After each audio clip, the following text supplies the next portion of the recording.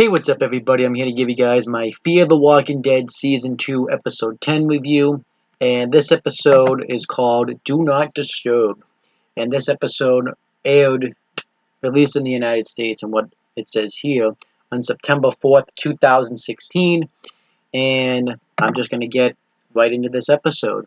So, this is actually, I gotta say, an example where sometimes the fans and the critics have different opinions of what they think about TV shows, whether it's episodes or just, movies in general, because the critics didn't like this episode. Well, fans like this episode, so it's very weird. I mean, yes, it showed it um, in the past episodes where some of the fans liked didn't like some episodes of the Fear the Walking Dead, but the critics liked them. So it's kind of weird that it just seems like the critics and the fans sometimes just can't get along when it comes to certain things. So I'm just going to give you what I thought of this episode, and I essentially just kind of gave away what this episode kind of did overall, like what people thought of it. Um, but this episode, I don't really know where to kick it off because it kind of has two storylines that don't really connect with each other. So I'll just kind of talk about both storylines. I'll talk about one first, all at once, and then the other all at another time. Um, I'll just talk about the first one, the one that I didn't, but they both interested me pretty well. So it shows a flashback. I forgot to mention this in the last episode, but they went into the ballroom, or I don't know what they would call it in a hotel, and they were hosting, and we see that they were hosting a wedding there, and obviously because of the zombie apocalypse, the wedding didn't finish because it was interrupted. So it showed us a flashback of that wedding, um, which I thought made sense. Well, at first, I should say, at first I didn't think it made sense because it would have made sense to do it in the last episode, since they were about to show this hotel. But considering this is sometimes one of those instances where you have to watch the whole episode, because in this instance it actually ended up making sense with what they did with this episode. What ends up happening is the bride and the groom are about to get married. I did like how they had lines like how the bride never wanted this night to be over and stuff like that, because it's kind of like, I like those moments in movies and TV shows where the cast or the characters will say something, um, but that they don't know what's going to happen, but we know what's going to happen. Now, obviously, this is more pertaining in a flashback type of way, but I just love those moments. I love them. Um, but you can see that something's going on with the father of the bride, because he's acting very weird. But we obviously know what really is going on with him. And the mother wants to get the hell out of the border because she knows about the sickness that is going down. So, um, the people go to get like their clothes and stuff like that. But as the bride and the groom are taking having their slow dance, which is what typically happens at a wedding. The father of the bride has a heart attack, and he ends up dying. And then he turns into the infected and bites his daughter right in the face. And the hotel crew starts to get concerned, so they pretty much lock him in the ballroom. And this obviously ends up tying in later on in the episode. So as the episode progresses, Alicia is still trapped in the hotel, and she wants to get to her mother to be able to save her.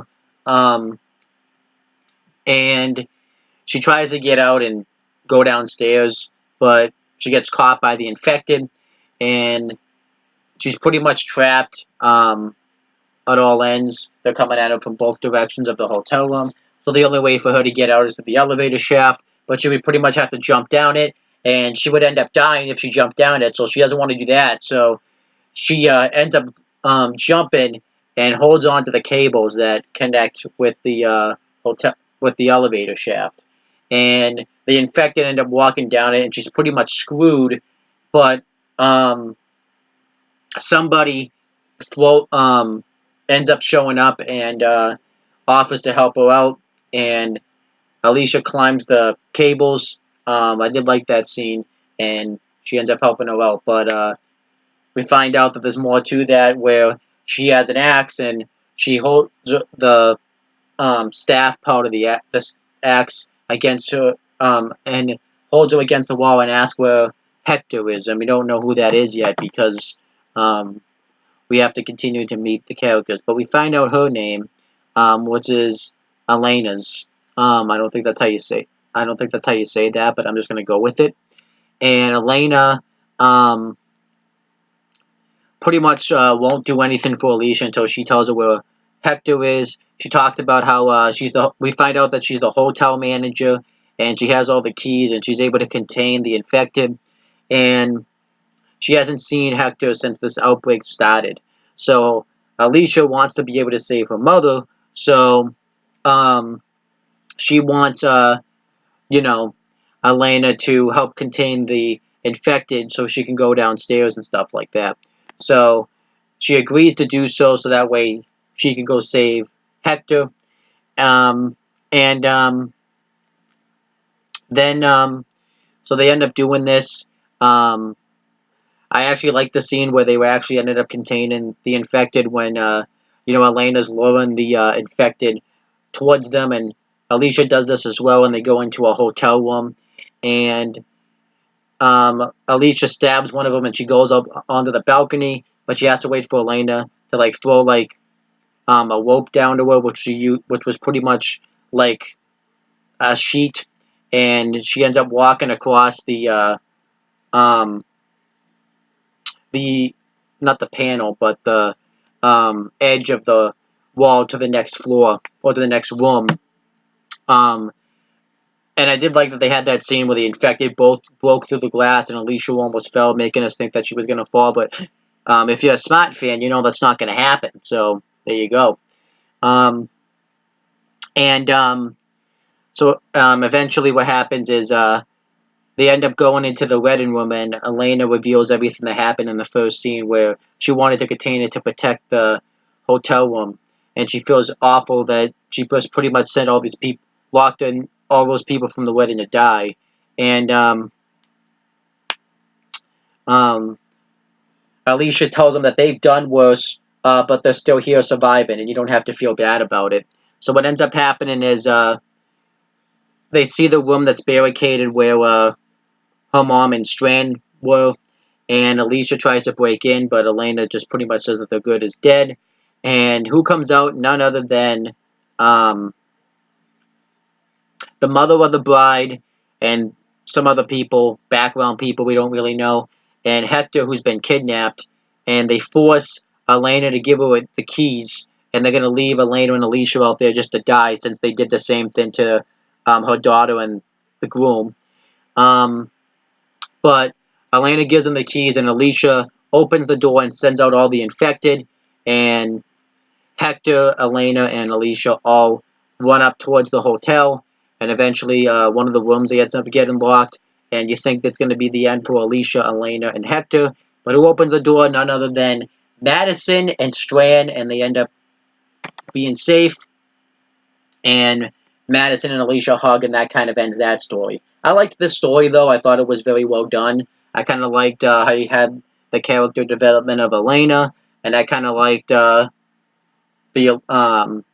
just thought it was a very entertaining story, and it was nice. But my favorite part of this episode was what took place with Travis and Chris. So essentially, what happens here? Well, it's not essentially. It's pretty much what happened. Is Travis and Chris are adjusting to life since the mid-season finale. This is the first time we've seen them since then. And what ends up happening is Travis is unable to really walk because he ended up hurting his leg in the mid-season finale. So Chris, they find a car and they're gonna hotwire it. And Chris wants to sees like a restaurant and wants to go in there to see if he could find any supplies, but Travis doesn't want him to, but Chris is like, I can take care of myself. And then Travis says, yeah, look, and that's what I'm worried about. But eventually Travis agrees to let him do so, but he makes Chris promise that if anything goes wrong, for him to come back. And obviously, we knew that wasn't happening. So Chris goes into the restaurant, takes like a can of beans and water and all the supplies, and he sees one of the infected comes in and he kills it. And we see these other 3 surviving group members, but Chris doesn't do anything to help them. He ends up taken off, and we find out, Travis and Chris drive away, and the 3 survivors come out and see this happen. And I think we obviously knew that something was going to come from this. This wasn't going to be the last we were going to see of these 3 survivors. But I thought this scene was done very well. I like that it kind of showed the character development even more of Chris, and I really enjoyed it. And I also really enjoyed in this storyline that we got to see some father-son moments with Travis and Chris. It's almost like the zombie apocalypse kind of gave him a chance to start over, to be a father and a son. Because remember, before the zombie apocalypse, Travis and Chris really didn't. Chris wanted nothing to do with Travis. Travis was trying everything he could, but it just wasn't happening. Chris wasn't having any of it. And Travis teaches Chris how to drive, which was a nice moment. And Chris ends up, they even have a talk like how things could end up going back to normal eventually. And Travis has faith that that's going to happen, but it's just not going to, that's going to happen, and they can get back what they lost. And Chris says, are you sure we can really get back what we lost? And Travis says he has faith, and continue to have faith, and Chris should too. And then they end up running out of gas, so they end up camping out for the night. And Travis has this idea that him and Chris can just stay on a mountain somewhere and just kind of fend for themselves and have their own lives together. And Chris is kind of in agreement on this, but he kind of questions like what else is going to happen afterwards. But before they can really answer the questions, the group ends up coming over here, and I think we find out the group's members' names, which of course doesn't say the names of them because because Wikipedia is a bitch, pretty much. But we find out their names because they come out and know that Chris is there and stuff like that. And I think their names were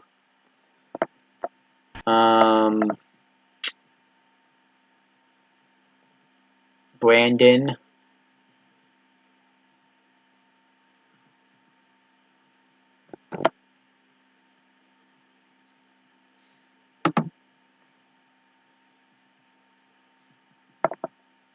Brandon.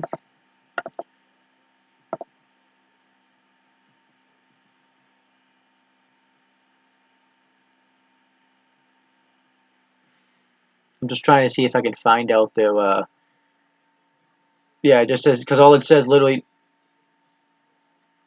I'm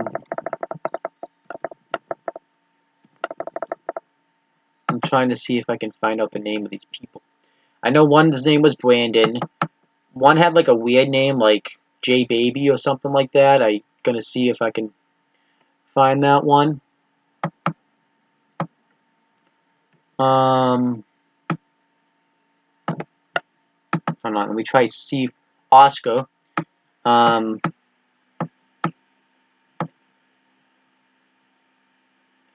Derek. I'm just gonna go with that. And that might be Juan. Brandon, Oscar, and Derek.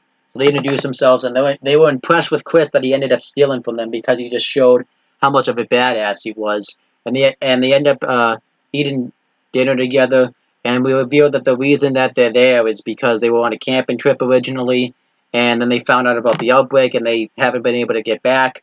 So, and we found out that they were from San Diego, and Travis revealed that there is no more San Diego. All life in the North America is essentially wiped out. Los Angeles, San Diego. So, um, Brandon and everybody else wants them to go with them, and but Travis says that they want to kind of go do their own thing, so they agree to take him to the next town. And I kind of like this because these three kids pretty much talked about how they're happy there's a zombie apocalypse because they don't have to worry about the real world stuff. They don't have to worry about paying bills, having a job, school, any of that stuff. They can just kind of um, easily, they can just kind of live life and kind of go with the flow. But Travis kind of doesn't really agree with any of that.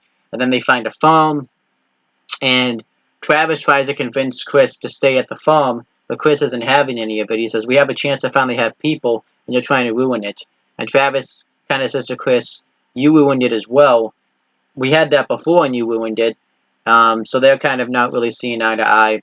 So after they've investigated the bone, and Chris, Brandon, um, Oscar, and the other guy goes to check out the bone, and we find out though that this place has graves that have been dug up and they've been freshly dug. So Travis tries to tell everybody that they can't stay here because it's somebody else's land, and the farmer comes out with a gun and shoots them down, and Brandon holds up his gun, and they each have like a standoff where they threaten to shoot each other, and Travis tries to convince them to drop their weapons and stuff. Um, but the farmer ends up shooting one of the guys, and this causes Chris to retaliate and shoot the farmer and kill him. And obviously, Travis is disgusted by this because Chris is pretty much still unhinged and hasn't recovered.